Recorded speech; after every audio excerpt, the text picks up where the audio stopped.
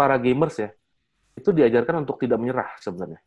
Bayangin deh, Mas Prita pernah kan main game, terus game over. Masa udah Ya, game over, udah gue nggak main lagi, nggak kan? Pasti nyoba lagi, coba gitu. lagi Jadi, pasti. iya pasti minimal nyoba Ini sekali ya, lah. Gitu kan. penasaran, penasaran kan? Penasaran ya. Jadi memang itu diajarkan bahwa ya if you fail, it's not the end gitu. Jadi apalagi ada apa? Jadi apa namanya? Kalau game ini mengajarkan tentang hidup juga. Jadi katanya gini, kalimatnya adalah in the game, if you find a lot of enemy, that means you are in the right direction. Ngerti kan ya?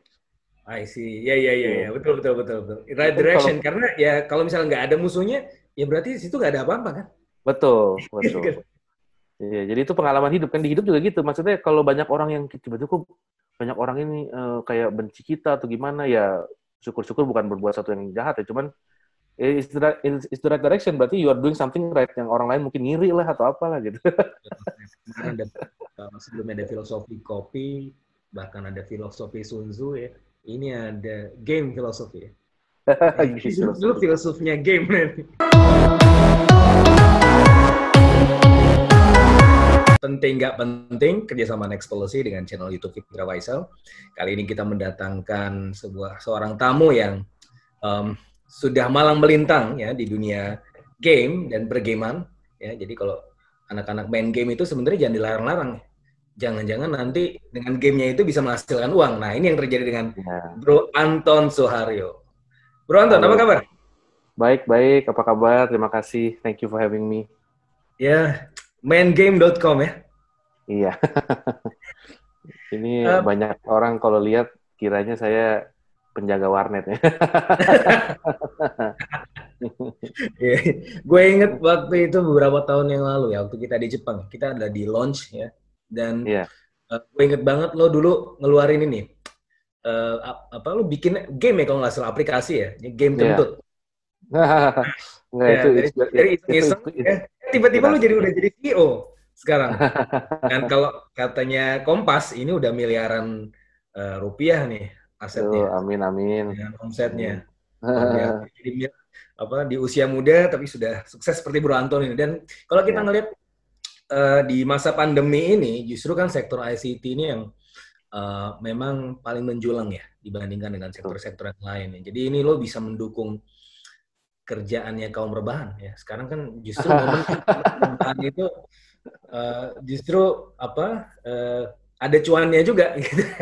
Iya, iya, iya. Bisa nggak lo Nah, ceritain Bro Anton apa kok maingame.com terus dulu kalau nggak salah ada Touchstone ya. iya touchdown ya. Kenapa lo fokus di bidang ini padahal ya S2 lo kan di bidang international relation. Iya, nyasar ya. Jadi Iya, coba ceritain Anton.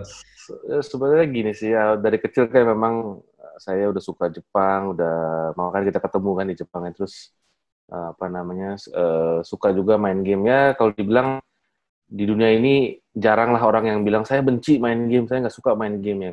Rata-rata either dia bener main atau emang dia berbohong aja malu gitu. Main game itu masih ada kesan malunya kan. Kita kalau waktu masih kecil, saya masih ingat di zamannya saya tuh kalau misalnya orang main game dibilang di apa analoginya tuh oh main game tuh bikin mata rusak gitu ya, terus main game bikin apa nanti nilai lu turun, rapornya jelek dan lain-lain. Padahal sebenarnya semua itu kan perlu moderasi ya, perlu prioritas, perlu disiplin gitu. Enggak, jangan-jangan kita nilainya turun karena kitanya aja yang bodoh gitu, nggak belajar gitu kan. Jadi jangan salahin gamenya. Nah, eh, kenapa masuk ke dunia game ya? Pertama, sebenarnya cita-cita aku ini pengen jadi diplomat dulu. Makanya Makanya ngambilnya S2-nya international relation ya. iya, S1-nya pun sama kan, mirip-mirip apa International Liberal Studies gitu ya. Sempat juga Terus kalau apa nggak salah namanya? tesis lu tentang Yakuza ya kalau nggak salah. Jadi nggak tuh? Nggak jadi tuh. Akhirnya jadi apa sih? Tentang former presiden kita yang kedua, tentang Pak Soeharto dulu malah. Iya, tapi intinya dari kemauan ingin jadi diplomat, tapi setelah itu akhirnya memang apa namanya mungkin takdirnya di dunia bisnis gitu ya, melihat kesempatan waktu itu kan di Jepang seperti Mas Fitra tahu banyak orang Densha gitu ya, di kereta mainnya game gitu kan. Teman-teman kita juga mainnya game gitu. Nah, jadi dari Otaku situ ya. iya, dan memang budayanya mendukung, internetnya mendukung, handphonenya juga udah mendukung. Saya ngelihat bahwa ini mungkin di Indonesia atau di dunia apa Jepang tuh memang lebih maju beberapa tahun. Jadi saya pikir di Indonesia dan dunia pun akan ngikut. Bener kan, akhirnya Steve Jobs ngeluarin apa namanya iPhone, lalu setelah itu Android keluarin dia punya Android devices yang akhirnya tidak Android device bukan sebuah device yang dikeluarkan Google, tapi ternyata adalah operating system dan akhirnya jadi merajalela gitu ya. Akhirnya semua memang mainnya game, dan game itu yang tradisionally dari kita harus beli perangkat-perangkat dan menggunakan TV gitu ya, yang konsol game atau di PC yang dengan headset dan bangku yang mahal atau segala macam. Ingat banget Ternyata tuh game pertama gue Atari itu.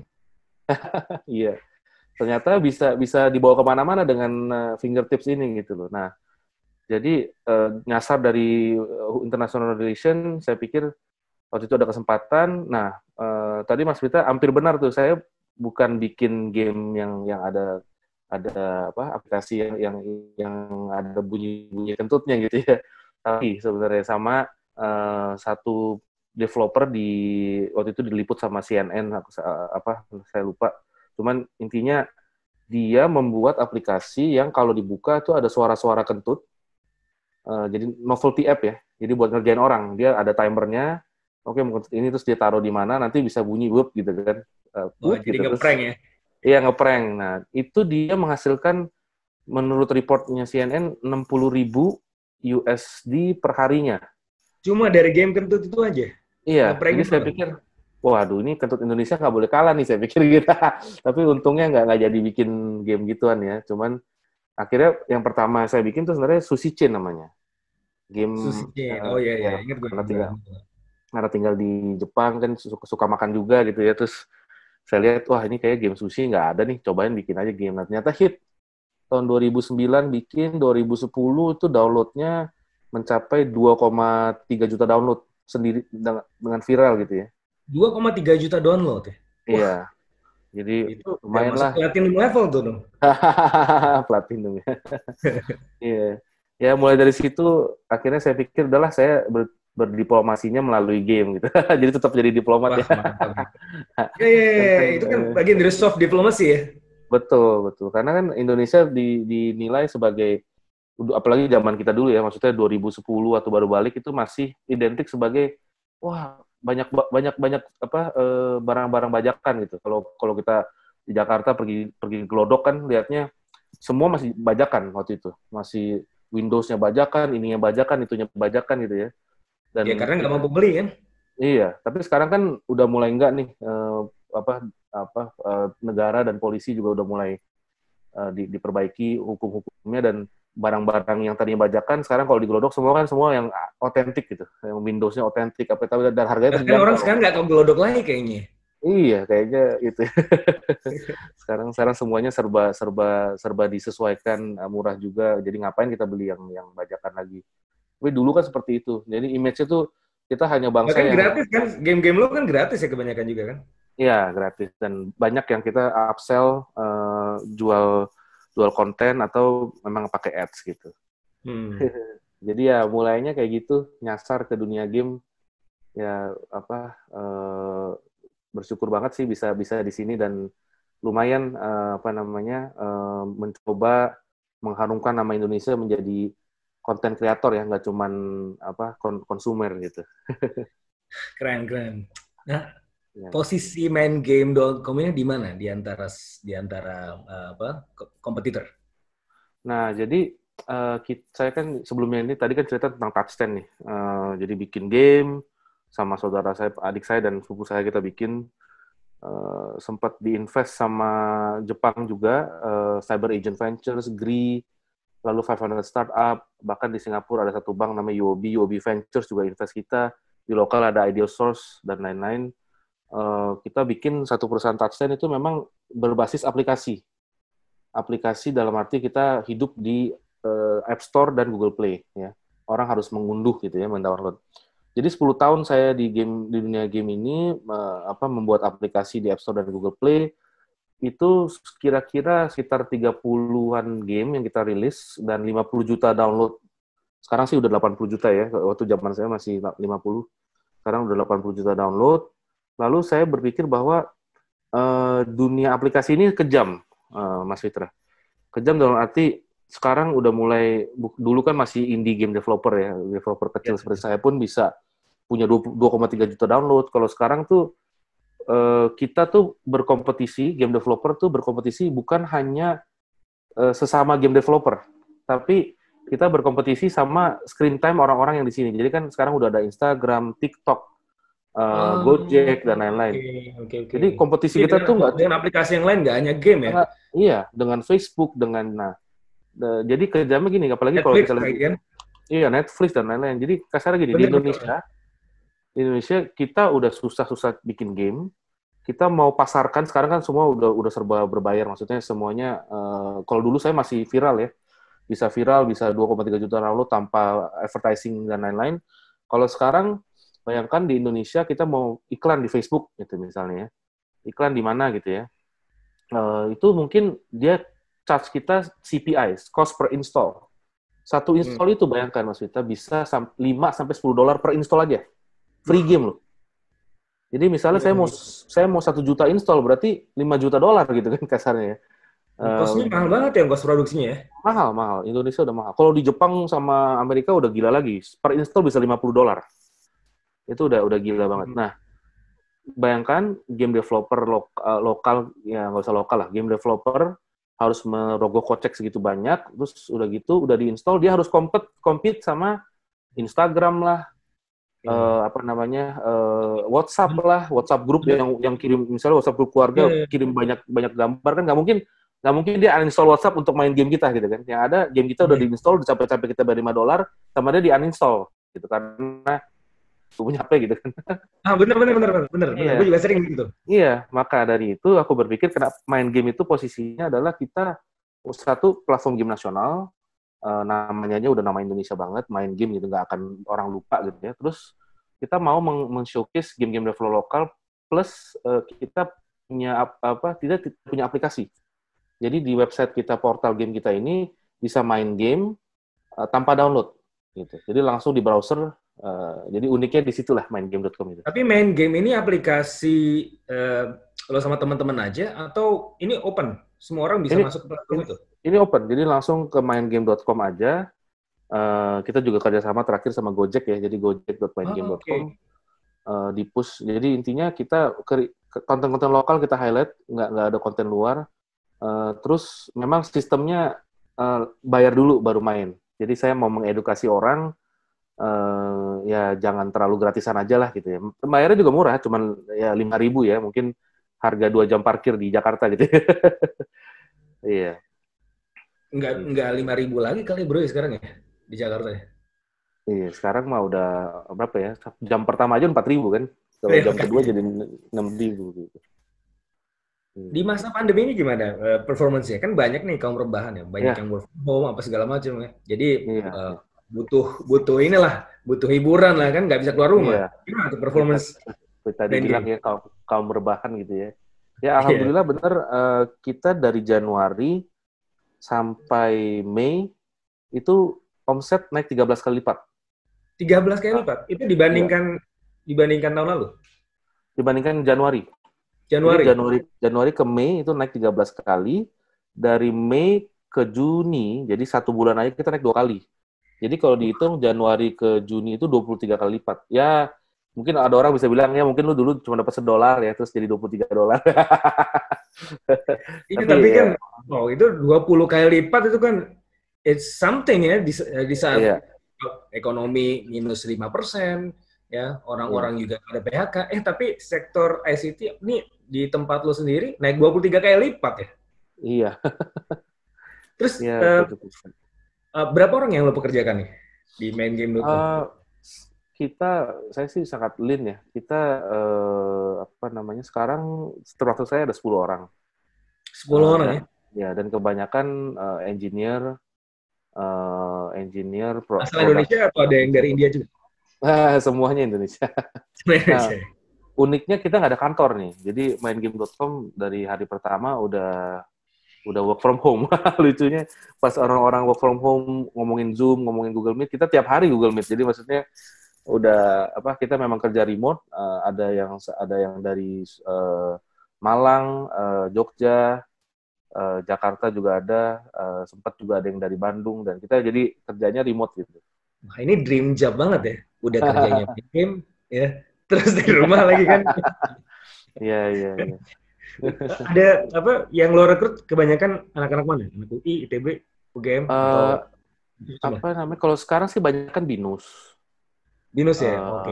BINUS Mereka ya. fokus di situ deh ya. Iya. Nah, kalau ngomongin itu dulu sih waktu saya di Touchstand, karena sekarang timnya main game masih agak kecil dan fundingnya juga bootstrapping ya. Jadi ada berapa investor ini aja lokal, teman lah angel investor. Jadi kita masih belum ini. Tapi waktu saya di Touchstand dan waktu itu masih ada budgetnya, dan nanti di main game ke depannya juga sih pingin punya tim analitik sih. Jadi tim data scientist ya.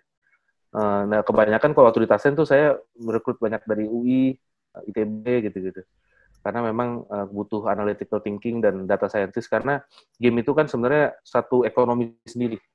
Jadi kalau Mas Faisal kan tahu ya ekonomi behavior dan lain-lain. Contoh kalau ini bukan game saya tapi game-game kayak yang Heyday gitu ya, Farmville. Itu mereka tuh butuh memang data scientist dan orang yang ngerti ekonomi, karena kalau enggak susah untuk orang untuk kita bikin desain satu produk yang untuk orang tuh bayar dikit-dikit tapi nggak berasa gitu misalnya, atau untuk supaya dia punya rumahnya lebih bagus atau farmnya lebih cepat, itu dia harus bayar atau gimana ya, gitu-gitu kan sebenarnya. Kalau kita sebagai game developer atau orang yang cuma bisa coding nggak akan ngerti gitu. Memang perlu data scientist, perlu di ini aja gitu.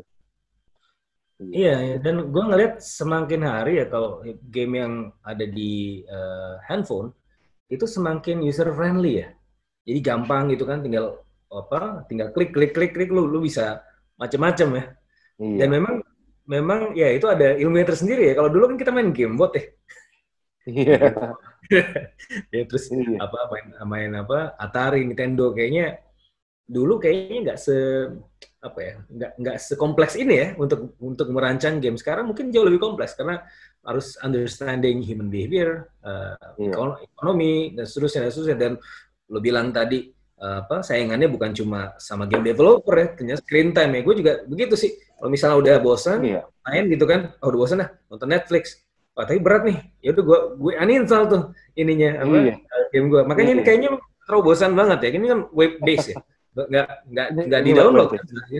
Ya, web based HTML5 ya, itu salah satu terobosan baru lah, HTML5 kita bilangnya. Game-game HTML5 ini nggak kalah sama game-game native application sebenarnya. Iya, jadi sejak tahun 2016 lah kira-kira ada teknologi ini. Lu main game itu dari kapan tuh? Ya, pasti dari kecil ya. Tapi ada nggak waktu itu dilarang-larang nggak sama nyokap kalau main game? Ya, pertama-tama justru waktu itu inget banget ya, mau beli apa itu ya? Oh ya, Super Nintendo. Super Nintendo. Super Nintendo mau beli nih ya kan, udah papa udah boleh. Game banget waktu itu tuh pada masanya. Iya. Nah, udah boleh nih ya. Ini hari Minggu rencana mau beli nih. Gue inget banget tuh. Hari Sabtunya, karena anak kecil pasti dendam ya. Hari Sabtunya tuh, hari Minggu mau beli, hari Sabtunya tuh aku pergi ke rumah saudara. Terus saudaranya tuh nggak tahu kenapa, nggak tahu deh pokoknya bilangnya, oh jangan main game nanti matanya rusak, kamu begini. Hari Minggu nggak jadi tuh. Waduh, gue kesel banget deh. Gue namanya anak kecil dendam ya, gue inget banget tuh sampai sekarang, makanya udah umur 35 masih inget. Itu masih di bawah umur 10. Akhirnya nggak dibeli ya? Ini nggak kebeli ya? Akhirnya nggak kebeli, tapi setelah berapa bulan ya aku bilang gini, mah kan si tante itu bilang ulangan bakal jelek, ini mata bakal gini gitu ya. Coba kalau aku nanti ranking 1, aku lihat tuh kelas berapa aku lupa, cuman aku ranking 1, beliin ya. Ya, bener, akhirnya aku ranking 1 justru dibeliin. Nah, habis itu kita lihat. Lu setelah main game, ranking lo turun nggak? Enggak juga sih. Paling kalau turun pun ya karena orang yang itu lebih jago, misalnya jadi juara 2 atau Nah, apa. itu makanya kadang-kadang kita salah kaprah kan. Padahal menurut gue ya, game itu kan apa ya, meningkatkan kreativitas ya. Karena gue Iya, tuh kalau main game itu kalau gue lihat dia ada taktiknya, ada apa segala macam. Jadi ya nyokapnya sih marah ngomel-ngomel, tapi gue ngeliat nggak apa-apa. Dia kan jadi berteman juga di game itu, iya, dia main game online, dia temenan juga, dia ngobrol juga gitu. Ya minimal dia ngobrol iya, lah sama temennya, nggak iya, soliter lah. iya, iya, iya, iya. Memang banyak research, apalagi research dari Harvard, dari MIT gitu-gitu bisa dicari lah ya, ada online-nya. Memang selain meningkatkan motorik ya, jadi hand to eye coordination, juga kalau game-game apalagi game-game sekarang yang berbau-bau e-sport kan memang apa namanya communication skill ya dan leadership. Jadi, nanti ada satu yang ketua klannya terus dia yang kasih arahan gitu-gitu. Iya, iya, iya. Iya. Dan kalau Rame game itu banget menurut tuh saya kalau dia lagi main game tuh, track-track, ngobrol sama temennya. iya. Iya. Dan salah satu yang aku suka dari main game tuh sebenarnya gini, kita para gamers ya itu diajarkan untuk tidak menyerah sebenarnya. Bayangin deh, Mas Wita pernah kan main game, terus game over. Masa Iya, udah game over, udah gue nggak main lagi, nggak kan? Pasti nyoba lagi, coba gitu. lagi Jadi, pasti. iya pasti minimal nyoba Ini sekali ya, lah. Gitu. penasaran kan? Penasaran ya. Jadi memang itu diajarkan bahwa ya if you fail, it's not the end gitu. Jadi apalagi ada apa? Jadi apa namanya? Kalau game over tuh nyoba lagi. Nah, satu lagi tuh yang lucu, aku pernah lihat satu meme yang di internet juga. Ini mengajarkan tentang hidup juga. Jadi katanya gini, kalimatnya adalah in the game, if you find a lot of enemy, that means you are in the right direction. Ngerti kan ya? I see. Ya, ya, ya, ya. Iya. Betul, betul, betul, betul. Right Kan kalau direction. Karena ya kalau misalnya nggak ada musuhnya, ya berarti di situ nggak ada apa-apa kan? betul, betul. Iya, jadi itu pengalaman hidup kan di hidup juga gitu. Maksudnya kalau banyak orang yang tiba-tiba kok banyak orang ini kayak benci kita atau gimana ya syukur-syukur bukan berbuat sesuatu yang jahat ya, cuman it's the right direction berarti you are doing something right yang orang lain mungkin ngiri lah atau apalah gitu. Kemarin ada, sebelumnya ada filosofi kopi, bahkan ada filosofi Sun Tzu ya. Ini ada game filosofi ya. Gitu. Dulu filosofinya game.